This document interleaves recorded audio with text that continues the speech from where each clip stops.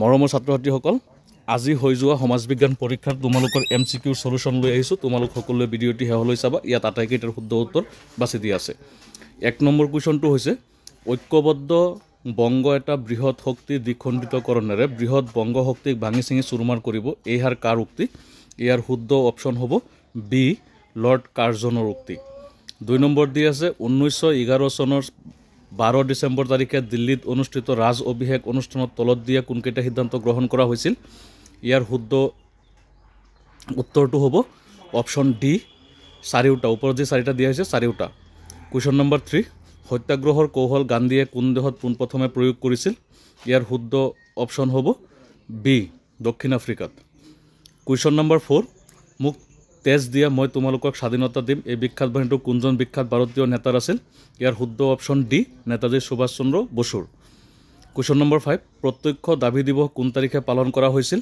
ইয়াৰ কুৱেশ্যনৰ answer হ'ব option A 16 August 1946 চন question number 6 অহমত দাহ প্ৰথা কেতিয়া নিষিদ্ধ কৰা হৈছিল ইয়াৰ শুদ্ধ অপশন হ'ব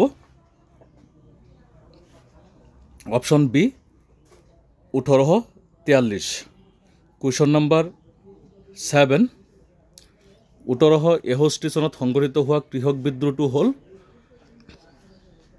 অপশন ডি ফুলগুৰি দাৱা কোৱেশ্যন নম্বৰ 8 1881 চনত উত্তৰ কাছাৰৰ জনজাতীয় বিদ্ৰোহৰ নেতৃত্ব কোনে দিছিল ইয়াৰ শুদ্ধ অপশন হ'ব অপশন বি সম্বোধন ফংলুচাই কোৱেশ্যন নম্বৰ 9 অসম ছাত্ৰ সন্মিলন গঠিত হৈছিল ইয়াৰ শুদ্ধ উত্তৰটো হ'ব অপশন এ 1916 চনত কোৱেশ্যন নম্বৰ 10 উত্তৰ পূব ভাৰতৰ প্ৰথমখন চিকিৎসা মহাবিদ্যালয় ক'ত স্থাপন কৰা হৈছিল ইয়াৰ শুদ্ধ উত্তৰ হ'ব অপশন ডি ডিব্ৰুগড়ত কোৱেশ্যন নম্বৰ 11 জোনাকী যুগৰ ত্ৰিমূৰ্তি বুলিলে নিম্নলিখিত কোনকেইজন সাহিত্যিকক বুজায় ইয়াৰ শুদ্ধ অপশন হ'ব option B question number 12 Rajatarangini কোনে ৰচনা কৰিছিল ইয়াৰ শুদ্ধ অপশন হ'ব অপশন সি কলহনে কোৱেশ্যন নম্বৰ 13 মেঘালয়ৰ খাচিয়া জনজাতি কোনটো নৃগোষ্ঠীৰ অন্তৰ্ভুক্ত ইয়াৰ শুদ্ধ অপশন বি অষ্ট্ৰিক জনগোষ্ঠীৰ কোৱেশ্যন নম্বৰ 14 সবসৰকুট কোন ৰাজ্যৰ পৰম্পৰাগত উৎসৱ এটোৰ শুদ্ধ অপশন সি মিজোৰামৰ কোৱেশ্যন নম্বৰ 15 অসমীয়া গদ্য সাহিত্যৰ সূচনা কোনে কৰিছিল ইয়াৰ শুদ্ধ অপশন এ বট্টদেৱে কোৱেশ্যন নম্বৰ 16 তলৰ কোনটো অনবীকৰণযোগ্য সম্পদ ইয়াৰ শুদ্ধ অপশন হৈছে বি খনিজ তেল কোৱেশ্যন নম্বৰ 17 তলৰ কোনটো তৃতীয় বৃত্তিৰ অন্তৰ্ভুক্ত নহয় ইয়াৰ শুদ্ধ অপশন হ'ব খনিজ সম্পদ আহৰণ অপশন সি কোৱেশ্যন নম্বৰ 18 তলৰ কোনটো বিলুপ্তপ্ৰায় প্ৰাণী ইয়াৰ শুদ্ধ অপশন সি বৰটুকুলা কোৱেশ্যন নম্বৰ 19 তলৰ কোনটো হেউজ গৃহ গেছৰ উদাহৰণ নহয় ইয়াৰ শুদ্ধ option D oxygen question number 20 পৰিবেশৰ স্থানীয় সমস্যাৰ এটা উদাহৰণ হ'ল কোৱেশ্যন নম্বৰ 20 পৰিবেশৰ স্থানীয় সমস্যাৰ উদাহৰণ হ'ল সি এটা ক্ষুদ্ৰ উদ্যোগে কৰা সীমিত ভূমি প্ৰদূষণ কোৱেশ্যন নম্বৰ 21 মাটিকালি হিচাপত পৃথিৱীৰ বৃহত্তম দেশ কোনখন ইয়াৰ শুদ্ধ অপশন হ'ব সি ৰাছিয়া এছিয়া আৰু আফ্ৰিকা মহাদেশক কোনখন সাগৰে পৃথক কৰিছে ইয়াৰ শুদ্ধ অপশন বি লোহিত সাগৰ কোৱেশ্যন নম্বৰ 23 কাইৰো কোনখন দেশৰ ৰাজধানী কোৱেশ্যন নম্বৰ বি ইজিপ্তৰ কোৱেশ্যন নম্বৰ 24 2011 চনৰ ভাৰতৰ লোকপিয়ল অনুসৰি অসমৰ শিক্ষিতৰ হাৰ কিমান শতাংশ আছিল ইয়াৰ শুদ্ধ অপশন বি 72.19% কোৱেশ্যন নম্বৰ 25 2011 চনৰ লোকপিয়ল অনুসৰি অধিক সংখ্যা জনসংখ্যা থকা নগৰৰ পৰা আৰম্ভ কৰি ক্ৰমে কম জনসংখ্যা অসমৰ প্ৰথম শ্ৰেণীৰ নগৰবোৰ হ'ল এটো কোৱেশ্যন নম্বৰ 25 ৰ এনসাৰ হ'ব অপশন বি কোৱেশ্যন নম্বৰ 26 জনসংখ্যাৰ ফালৰ পৰা অসমৰ প্ৰথম দ্বিতীয় আৰু তৃতীয় বৃহৎ জনজাতি কেইটা হ'ল ইয়াৰ শুদ্ধ অপশন হ'ব question number 21 B question number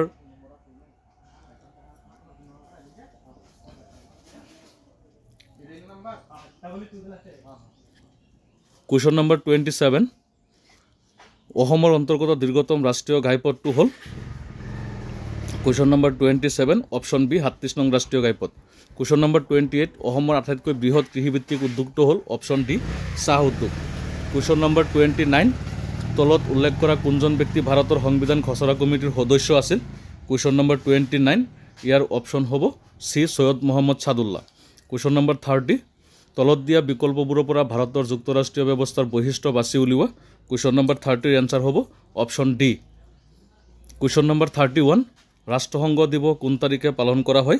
ইয়াৰ উত্তৰ হ'ব option B 24 October. Question number 32 ৰাষ্ট্ৰসংঘৰ বৰ্তমানৰ সদস্য ৰাষ্ট্ৰ সংখ্যা কিমান? ইয়াৰ শুদ্ধ অপশ্যন হ'ব অপশ্যন বি 193খন। কুৱেশ্যন নম্বৰ 33 ৰাষ্ট্ৰসংঘৰ বৰ্তমান সচিব প্ৰধান কোন? ইয়াৰ অপশ্যন বি এণ্টনিঅ' গুটেৰেছ।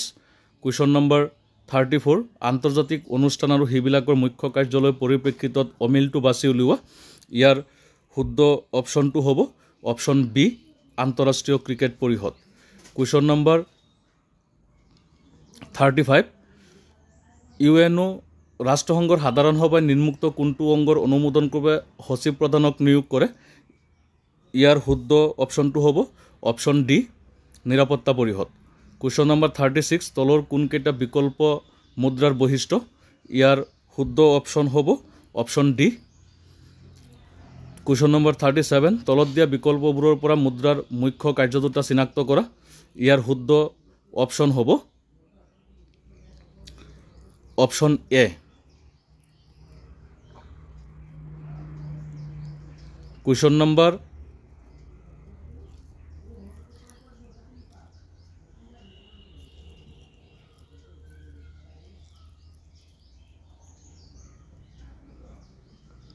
38 ভাৰতবৰ্ষৰ কেন্দ্ৰীয় বেংকটোৰ নাম হ'ল অপশ্যন চি ভাৰতীয় ৰিজাৰ্ভ বেংক। কুৱেশ্যন নম্বৰ 39 তলৰ কোনটো বাণিজ্যিক বেংকৰ কাৰ্য নহয়? কুৱেশ্যন নম্বৰ 39ৰ এনচাৰ হ'ব অপশ্যন ডি। কুৱেশ্যন নম্বৰ 40 নাবাৰ্ডৰ মুখ্য কাৰ্যালয় ক'ত অৱস্থিত? ইয়াৰ শুদ্ধ অপশ্যন হ'ব বি মুম্বাইত। কুৱেশ্যন নম্বৰ 41 ভাৰতবৰ্ষৰ প্ৰথম পঞ্চবাৰ্ষিক পৰিকল্পনাই সামৰি লোৱা কালচোৱা হ'ল? কুৱেশ্যন নম্বৰ অপশ্যন এ হ'ব 1 এপ্ৰিল 1951 পৰা 31 মাৰ্চ 1956লৈ। তাৰপিছত কুৱেশ্যন নম্বৰ 42 2015 চনত গঠিত নীতি আয়োগৰ অধ্যক্ষ কোন? ইয়াৰ শুদ্ধ অপশ্যন বি ভাৰতৰ প্ৰধানমন্ত্ৰী। কুৱেশ্যন নম্বৰ 43 দেশৰ আৰ্থিক ব্যৱস্থাৰ ওপৰত থকা ৰাষ্ট্ৰ নিয়ন্ত্ৰণৰ শিথিলীকৰণ কৰা কাৰ্যক কোৱা হয়? কুৱেশ্যন নম্বৰ 43 অপশ্যন চি উদাৰীকৰণ। কুৱেশ্যন নম্বৰ 44 ব্যক্তিগতকৰণ হ'ল? অপশ্যন এ শুদ্ধ।